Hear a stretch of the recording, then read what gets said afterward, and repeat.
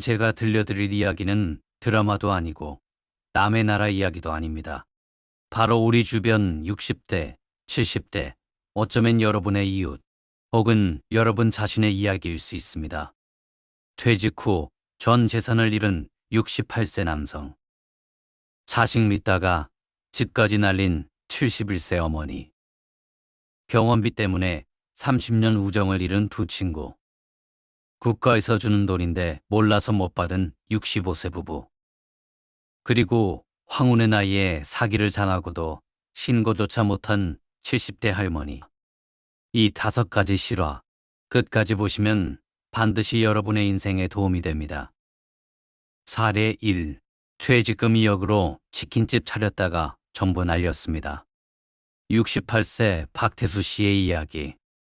2019년 봄 경기도 수원에 살던 박태수 씨는 38년간 다니던 제조업 회사에서 명예퇴직을 했습니다. 퇴직금 1억 8천만 원, 그리고 그동안 아껴 모은 저축 2천만 원. 합이 딱 2억이었습니다. 태수 씨는 생각했죠. 이제 내 가게 하나 차려야지. 평생 남 밑에서 일했으니 이제는 내 것을 해야 해. 주변에서 말렸습니다. 아내도 친구도 심지어 큰아들도. 아버지, 요즘 자영업이 얼마나 힘든지 아세요? 하지만 태수 씨는 흔들리지 않았습니다. 아니, 흔들리지 않은 게 아니라 듣지 않았습니다. 그는 수원 영통구 번화가에 치킨 프랜차이즈 가맹점을 열었습니다. 보증금 3천, 인테리어 4천, 기계 설비 2천. 가맹비까지 합치니 1억 2천이 순식간에 나갔습니다. 처음 3개월은 괜찮았습니다. 신규 오픈 효과였죠. 하지만 4개월째부터 손님이 줄었습니다. 6개월째엔 배달앱 수수료, 임대료, 재료비, 인건비를 빼고 나면 수중에 남는 게 없었습니다. 이번 달만 버티면 괜찮아질 거야. 그렇게 1년을 버텼습니다. 그 사이 나머지 8천만 원이 녹아내렸습니다. 결국 태수 씨는 2년 만에 폐업했습니다. 가게는 문을 닫았고 2억 원은 흔적도 없이 사라졌습니다. 태수 씨는 지금 아내가 운영하는 작은 반찬 가게 일을 도우며 살고 있습니다. 그는 이렇게 말했습니다. 내가 제일 후회하는 건 가게를 차린 게 아니에요. 공부도 안 하고 준비도 안 하고 자존심 하나로 덤볐다는 거예요. 60대의 실패는 회복할 시간이 없어요. 사례 1에서 얻은 인생 교훈. 퇴직 후 창업, 가슴이 아닌 숫자로 판단하라. 60대 창업의 가장 큰 함정은 경험 과신입니다. 직장에서의 경험과 자영업 경험은 완전히 다릅니다. 전문가들은 말합니다. 퇴직 후 창업을 원한다면 최소 6개월은 그 업종에서 무급으로 일해보고 창업 자금의 30%는 반드시 비상금으로 남겨두라고. 그리고 가장 중요한 것, 실패했을 때 다시 일어설 수 있는 나이인지 냉정하게 자신에게 물어봐야 합니다. 사례 2. 아들 집 사준다고 집 팔았더니 아들이 이혼했습니다. 71세 최순희 씨의 이야기. 자식이 잘 되는 게 내 행복이에요. 이 말 들어보신 적 있으시죠? 아마 이 영상을 보시는 분들 중 직접 이 말을 하신 분도 계실 겁니다. 최순희 씨도 그런 어머니였습니다. 남편을 일찍 여의고 혼자서 두 아들을 키워낸 71세 어머니. 재산이라곤 서울 노원구의 낡은 아파트 한 채. 시세 3억 5천만 원이 전부였습니다. 2021년 큰아들 민준이 결혼을 했습니다. 며느리가 전세라도 신혼집 얻어줄 수 있냐고 넌지시 물었고 순희 씨는 밤새 고민하다 결심했습니다. 내 집을 팔자. 아파트를 팔아 아들 부부에게 2억 5천을 보태줬습니다. 본인은 보증금 500에 월세 40만 원짜리 방으로 이사했습니다. 그런데 2년 후 아들 민준 씨가 이혼 소송에 휘말렸습니다. 며느리 측은 혼인 중 취득한 공동재산이라며 아파트 지분을 요구했습니다. 법적 분쟁이 시작됐고 결국 아들은 합의금 명목으로 상당액을 며느리 측에 지불해야 했습니다. 순희 씨가 평생 모아 건넨 2억 5천은 법정 다툼 속에서 반토막이 났습니다. 더 가슴 아픈 건 아들이 어머니에게 한 말이었습니다.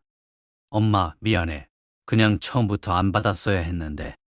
순희 씨는 지금 월세방에서 경로당 무료 급식으로 끼니를 해결하고 있습니다. 사례 2에서 얻은 인생 교훈. 자식을 돕는 것과 자신을 희생하는 것은 다르다.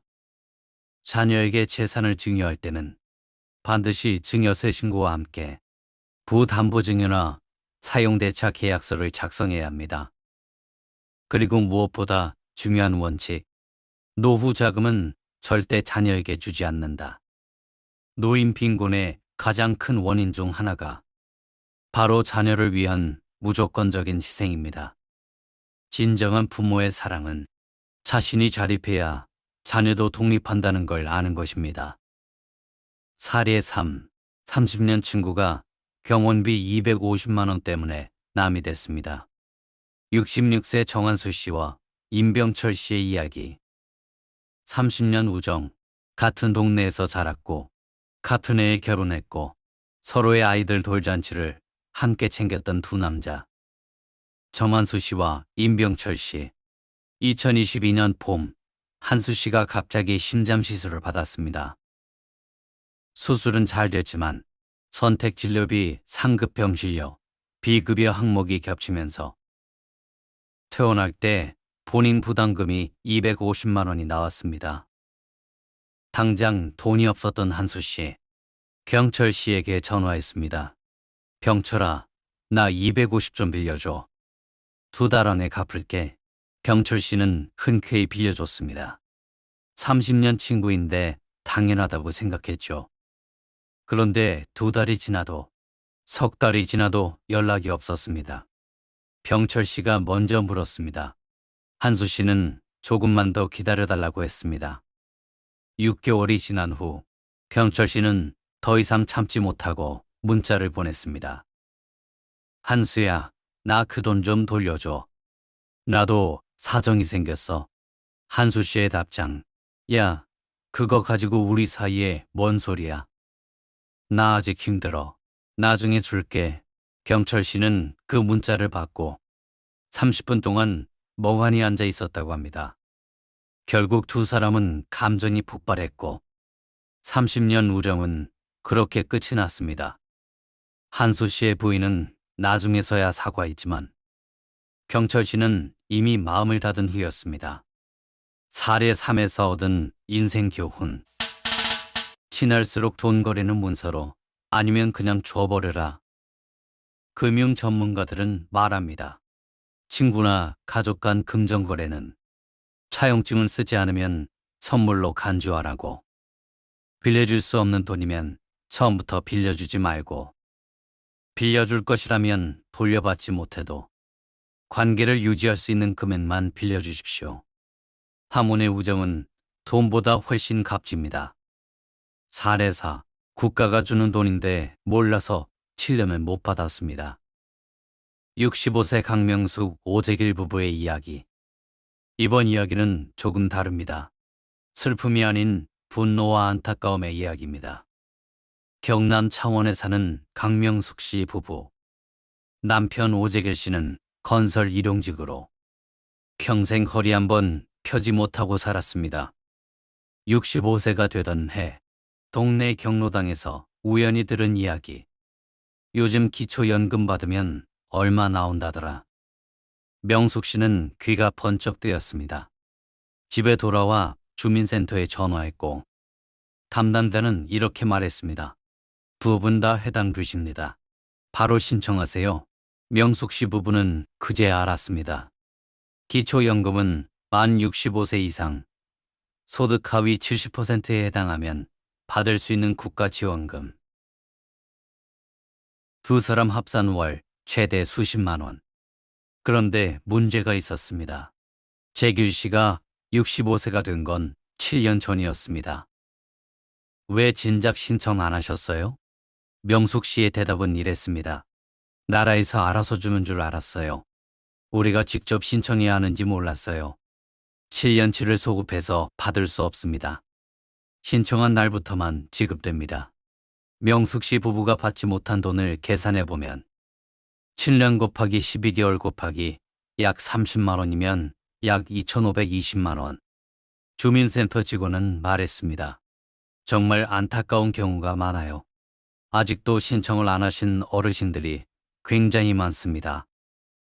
사례사에서 얻은 인생 교훈. 국가복지는 신청해야 받는다. 기다리면 아무도 안 챙겨준다.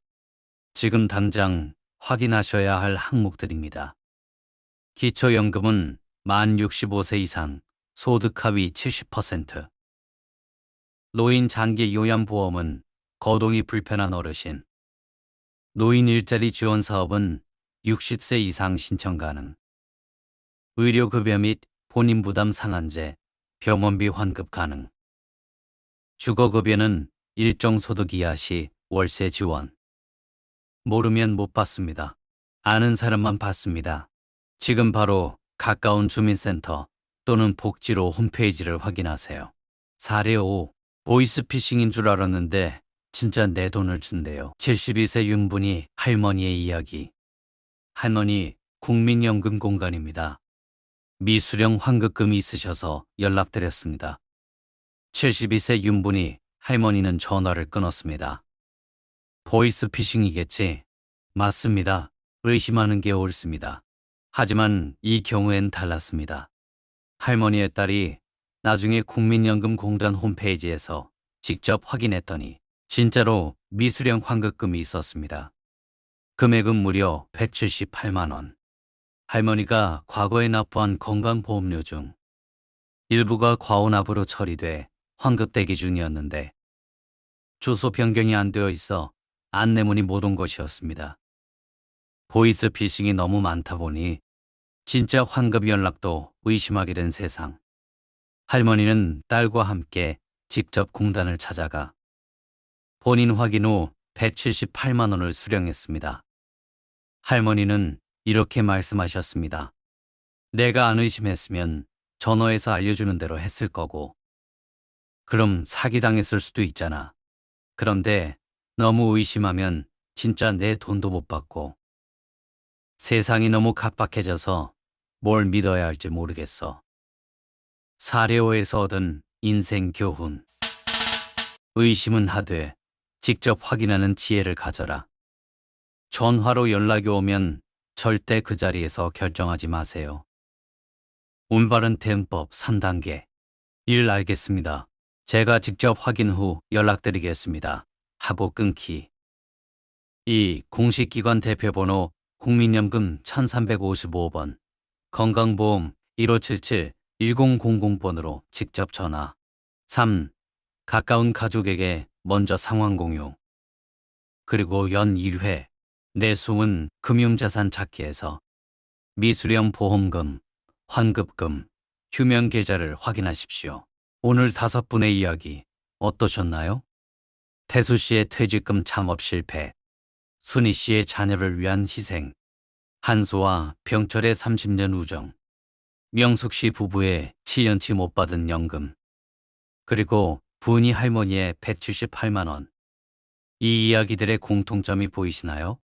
몰랐기 때문에 생긴 일들입니다. 황혼의 나이는 실수를 만회할 시간이 많지 않습니다.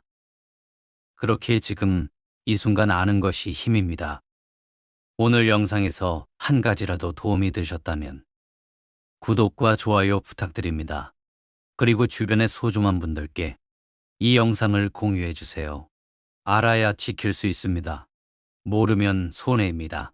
감사합니다.